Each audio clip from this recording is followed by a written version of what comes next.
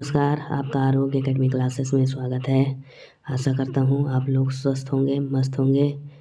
आज हमारा टॉपिक है फार्मास्यूटिक्स, चैप्टर नंबर 1। चैप्टर पढ़ने से पहले हम लोग थोड़ा इसके बारे में जानेंगे। इसका सिलेबस क्या है, हमें क्या क्या पढ़ना है, ठीक है। तो इसमें हमें सबसे पहले जो पढ़ना है उसे आप लोग देखिए। इसमें सबसे पहले पढ़ना है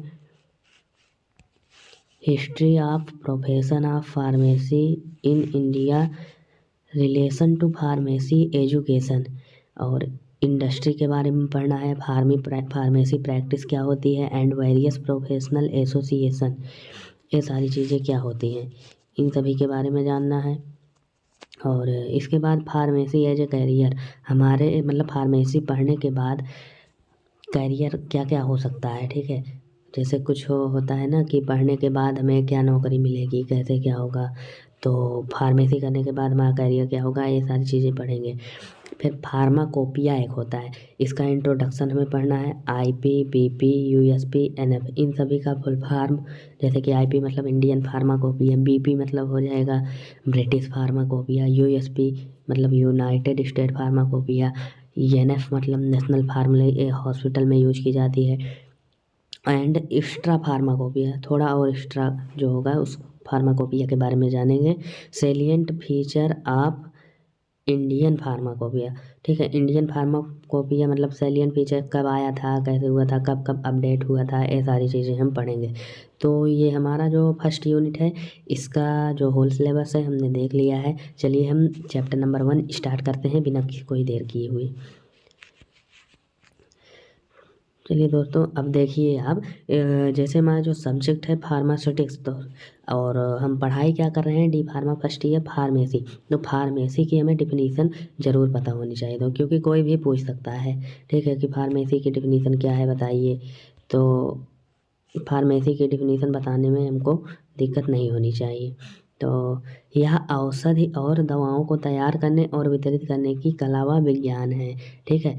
तो जैसे कि मेडिकल स्टोर होता है, वहाँ पर हम दवाओं को क्या करते हैं, वितरित करते हैं, और जो तैयार करते हैं कहाँ करते हैं, वो इंडस्ट्री में तैयार करते हैं। तो फार्मास्यूटिक्स जो हमारा सब्जेक्ट है, इसमें ज़्यादातर हम जो भी पढ़ेंगे इंडस्ट्री से रिलेटेड ही पढ़ेंगे, क्योंकि ये हमें पढ़ाई करने के बाद सबसे ज़्यादा हमें इंडस्ट्री का ही ज्ञान मिलेगा, ठीक है। तो फार्मेसी की डिफिनीसन क्या है, देखिए। Pharmacy is the science and practice of discovering, producing, dispensing, reviewing, monitoring medication and aiming to ensure the safe, effective and affordable use of medicine. तो फार्मेसी क्या है, साइंस है, ठीक है, साइंस है।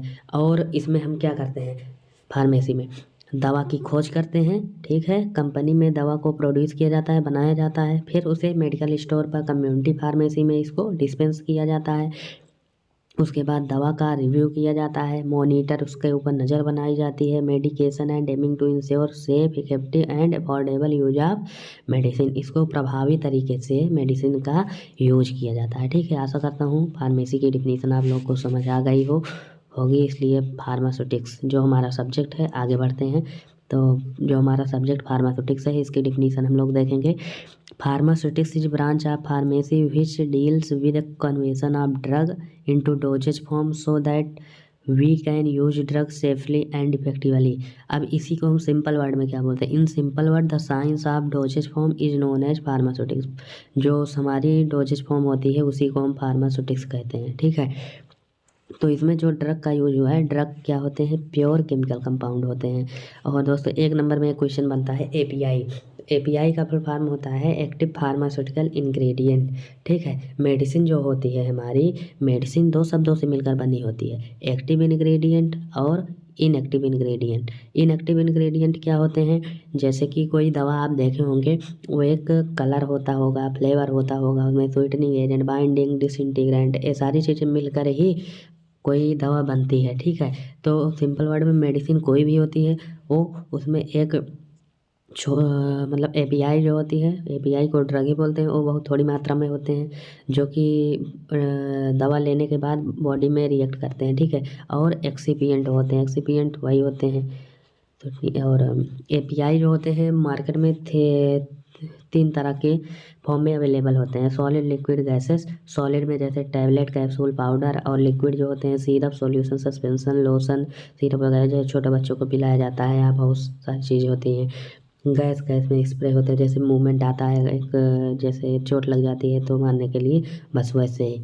ठीक है, तो इतना समझ गए होंगे, तो हम आगे बढ़ते हैं।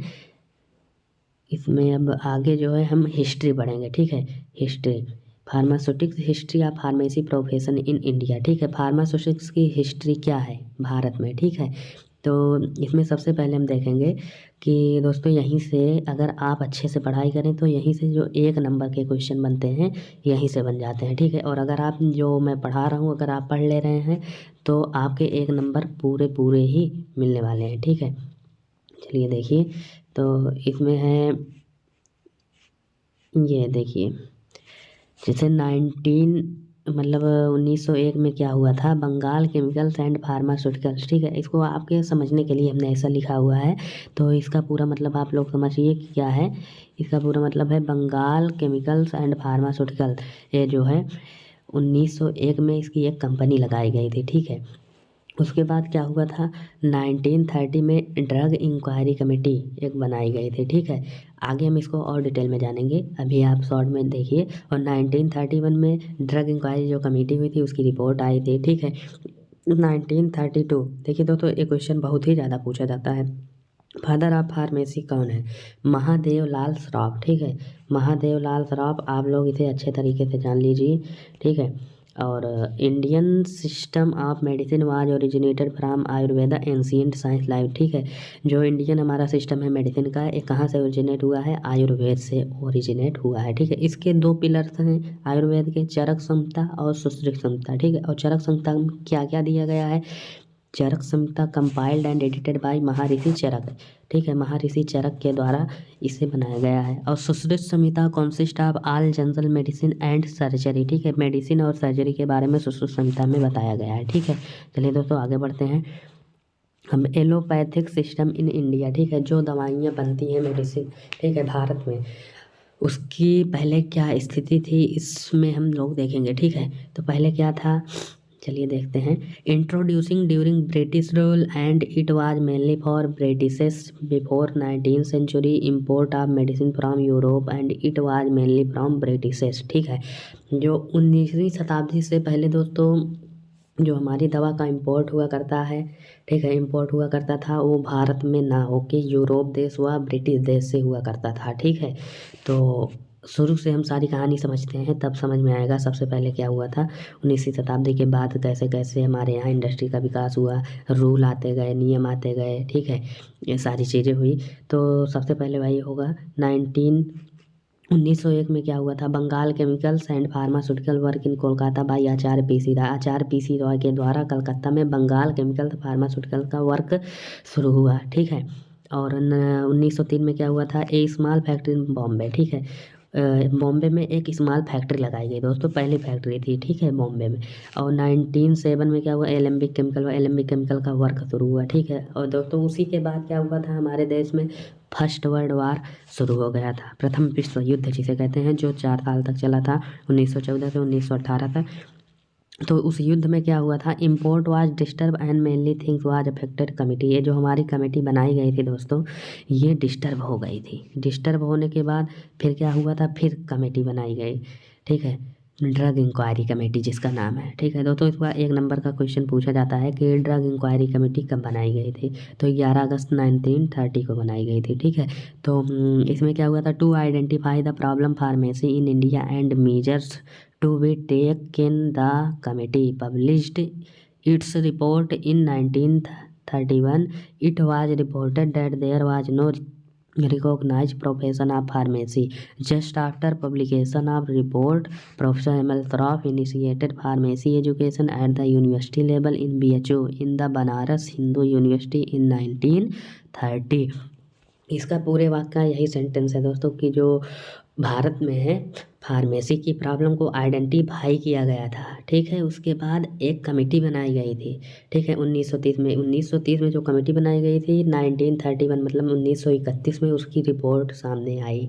ठीक है, उसके बाद जो प्रोफेसर M.L. श्रॉफ हैं, ठीक है। BHU बनारस हिंदू यूनिवर्सिटी जो थी वहीं पर इसमें फार्मेसी शिक्षा का गठन किया गया था, ठीक है। और उसके बाद क्या हुआ, इन्होंने ही फार्मेसी को सबसे पहले शुरू किया था। इनका नाम है प्रोफेसर ML सराफ, ठीक है। फादर ऑफ फार्मेसी, इंडिया में फादर ऑफ फार्मेसी इन्हीं को कहा जाता है। एक क्वेश्चन बहुत ही ज़्यादा पूछा जाता है, इसको आप लोग याद कर लीजिए, ठीक है। ये ML सराफ, ठीक है। ओके, आगे बढ़ते हैं। After that, in other university which provide pharmacy education at that time, Andhra University, Madras, Bombay, Punjab University and LM College, it was the beginning of pharmacy education in India। दोस्तों इसी समय पूरे भारत में, ठीक है, सबसे पहले BHU में फार्मेसी स्टार्ट हुआ, उसके बाद आंध्रा यूनिवर्सिटी, मद्रास, बॉम्बे, पंजाब यूनिवर्सिटी, बहुत सारे कॉलेजों में इसको स्टार्ट किया गया था। यही भारत में फार्मेसी का शुरुआती दौर था, ठीक है। 1930 में हुआ, ठीक है। उसके बाद 1935 में क्या हुआ, इंडियन फार्मास्यूटिकल एक एसोसिएशन बनाया गया, ठीक है। 1940 में all India pharmaceutical Congress association, ठीक है, IPC जिसे हम लोग कहते हैं, ठीक है, वो बनाया गया। 1940 में क्या हुआ, ड्रग एंड कॉस्मेटिक एक्ट लाया गया, ठीक है। The purpose of drug and cosmetic act to regulate the import, manufacturing and sale of drug cosmetics, ठीक है। जो हमारी ड्रग होती है उनके इम्पोर्ट, मैन्युफैक्चरिंग, सेल के लिए एक्ट लाया गया। 1931 में क्या हुआ दोस्तों, ड्रग टेक्निकल एडवाइजरी बोर्ड, ठीक है। इसका भी दोस्तों 1 नंबर में बहुत ही ज़्यादा क्वेश्चन पूछा जाता है, DTAB, ठीक है। DTAB इसे बोलते हैं, central drug laboratory in Kolkata, ठीक है। और 1946 Indian pharmacopoeial list of drug used in India, ठीक है। आगे हम लोग इसको अभी डिटेल में पढ़ेंगे, ठीक है। 1948 में क्या हुआ था, फार्मेसी एक्ट हमारा आया था, to develop the pharmacy practice in India. Pharmacy practice को डेवलप करने के लिए फार्मेसी एक्ट आया था। ये सारे ही 1 नंबर में बहुत ही ज़्यादा पूछे जाने वाले क्वेश्चन हैं, और ये आपको किसी भी एग्ज़ाम की प्रिपरेशन कर रहे हैं उसमें ज़रूर आता है, ठीक है। 1949 में क्या हुआ था, PCI pharmacy council of India, ठीक है। PCI दोस्तों क्या है, PCI क्या होता है, इसमें जब आप जैसे D फार्म कर रहे हैं, B फार्म कर रहे हैं, कोई भी कोर्स कर रहे हैं, यहाँ पर हम लोग रजिस्ट्रेशन कराते हैं। बिना रजिस्ट्रेशन के हम कोई भी कार्य नहीं कर सकते हैं। तो इसमें क्या हुआ था, it was established under pharmacy act 1948। PCI constituted on March 1949 to ensure uniform education and training to individual who are interested in pharmacy profession। तो दोस्तों फार्मेसी प्रोफेशन में जो इंटरेस्टेड होते हैं, ठीक है, उनकी एजुकेशन और ट्रेनिंग कराने की जिम्मेदारी होती है, ठीक है। ये सारा ब्यौरा अपने पास रखते हैं। 1953 में क्या हुआ था, PCI developed education regulation stating that minimum qualification for register pharmacist in 10th +2 year diploma +1 year experience. देखिए दोस्तों आज जो है, आज कुछ दूसरा है इसका नियम, ठीक है। और पहले क्या हुआ करता था, 10वां और 12वां पास होना चाहिए, उसके बाद D फार्मा डिप्लोमा प्लस 1 साल एक्सपीरियंस आपके पास होगा, तभी PCI में आप रजिस्ट्रेशन करा पाएंगे फार्मासिस्ट के लिए, ठीक है। उसके बाद 1991 में क्या हुआ था, minimum qualification for pharmacist registration is 10th +2 year diploma, ठीक है। इसमें देखिए दोस्तों 1991 में ट्रेनिंग को हटा दिया गया था, ये रूल थे। और 2001 में क्या हुआ था, 10th +12 + B फार्म, यहाँ पर D फार्म वालों को हटाया गया था और B फार्म को ऐड कर दिया गया था, ठीक है। उसके बाद क्या हुआ था, the pharmacy degree programme offered in India, D pharma, B pharma, M pharma, D PhD, pharm D until 1980 only 11 university 26 college offered pharmacy courses in India। Currently more than 1000 institute with an annual enrollment in 1 lakh student। तो दोस्तों currently क्या है, more than 1000, बहुत सारी हज़ारों की संख्या में यूनिवर्सिटी हो गई हैं जो D फार्मा कोर्स को कराती हैं।